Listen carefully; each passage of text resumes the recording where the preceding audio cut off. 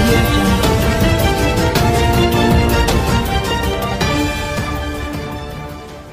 లబ్ధి కోసం ముందు రోజు అసెంబ్లీలో ఒప్పుకొని మరుసటి రోజు జగన్ గారు ఆర్థిక నేరస్తులని బురద చల్లుతున్నావే. ఈ రాష్ట్రంలో ఆర్థిక నేరస్తులు ఎవరైనా ఉన్నారంటే చంద్రబాబు నాయుడు, లోకేష్.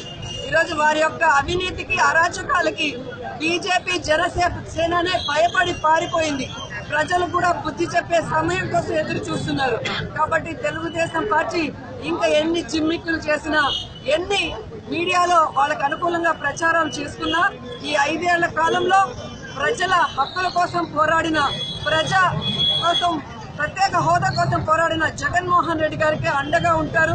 అండ్ ఈ రోజు మనం ప్రత్యేక హోదా సాధించుకోవాలి అంటే వైఎస్ఆర్ కాంగ్రెస్ పార్టీకి, మా ఎంపీలకి 5 కోట్ల ప్రజలు అండగా ఉండి వారి పోరాటం ఉధృతం చేసి మరి మనకు ప్రత్యేక హోదా వచ్చేంత వరకు ఆశీర్వదించమని కోరుకుంటూ, మరి ఈ రోజు మార్చి 21వ తేదీ యాక్చువల్ గా పెట్టాల్సిన అవిశ్వాస తీర్మానం, కానీ పార్లమెంట్ లో జరుగుతున్న సమీకరణల దృష్ట్యా మరి కొంచెం ముందుగా పెట్టాల్సి వచ్చింది.